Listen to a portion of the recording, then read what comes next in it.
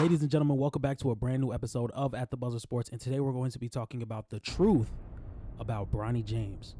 Now, when I look at Bronny James's game, and then I look around the media and I look at the media around him, I feel as though there are a lot of people being too harsh, and then I feel as though there are not a lot of people being harsh enough. So when we look at Bronny James's game, he shows a lot of signs. He shows a lot of signs that you would love to see as a scout, as a teammate, as a coach. But in the end of the day, I feel as though that he was kind of accelerated into this NBA position because his father is who he is.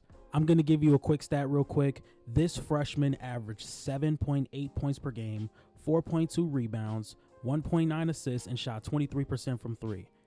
And then his senior year, he averaged 25 points, 5 rebounds, 2 assists, and shot 45% from three. This player is Buddy Hield. Buddy Hield is known as an excellent rotational piece for an NBA team and one of the better shooters in the NBA. But if he would have went into the draft after his freshman year, I don't think that ever would have came about. I'm going to give you guys one more. This freshman, in his freshman season at the collegiate level, averaged 9 points per game, 1.4 assists, 4.8 rebounds, 45% from the field, and 31% from three. By his senior year, he averaged 18 points per game, 2.5 assists, 8 rebounds, 48% from the field, and 31% from three. This player is Jaime Jaquez, a player that just made an all-rookie team. So I would only have to assume that Bronny James is going to play on the Lakers roster his rookie season. I don't think that they would draft Bronny and send him to the G League for the entire season. He may start out the first half of the season in the G League, but he's going to come up eventually, and they're going to want him to play with his father.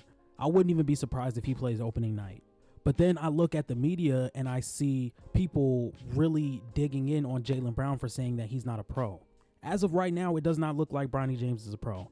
But one thing I'm not going to take away from him is the fact that he can be a 10 to 15 year vet in this National Basketball Association. He shows a lot of moments on defense that looks like he could be an all defensive team type of player or somebody that you can trust on a lead guard on an opposing team.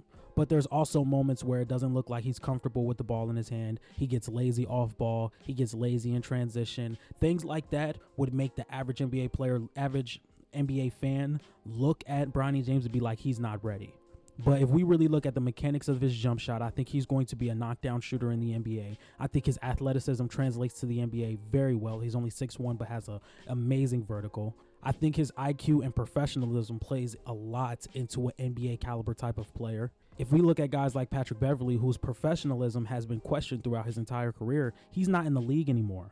I kind of think Bronny James, whenever he's on the court, he's kind of going to get hunted, like how Lonzo Ball did when he was very early in his career because of how loud his father, LeVar Ball, was about Lonzo's game. I think a lot of NBA players, or at least some of those low contract guys who want to make a name for themselves, guys like Dillon Brooks, like I would love to see how Bronny James deals with Dillon Brooks. Now, if we just take a quick look at some of Bronny James's stats in the Summer League, he had about 12 points last night, 5 for 11 from the field, 1 rebound, and I think he shot 2 for 3 from the three-point line. And I just think as every game goes along, he gets a little bit more comfortable in his role and trying to figure out his role in the NBA. And I don't think getting sent down to the G League is a demotion.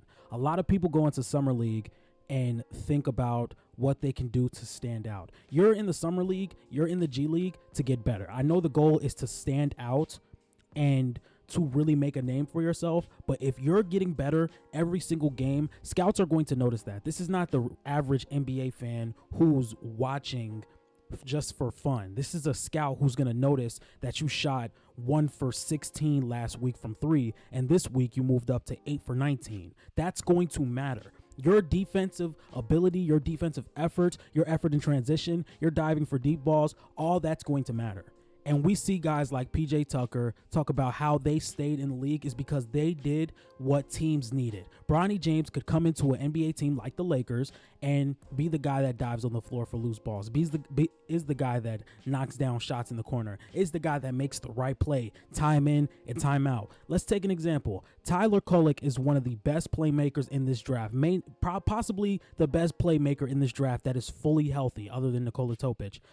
He's going to be in the league for a very long time. Ask Ricky Rubio. Ricky Rubio came into any setting and was able to set the table for an offense. He made his skill last throughout 15 plus years in the NBA. And I think if Bronny James can be the elite spot up shooter, the elite defender, and have that elite athleticism, he's going to be a 10 or 15 year player in the NBA. But as of right now, I think what LeBron James Jr. has to do, in my opinion, I think you have to prove your value past your father's career, in my opinion. Now, I don't know if that sounds harsh, but I think you need to prove your value past your father's retirement date.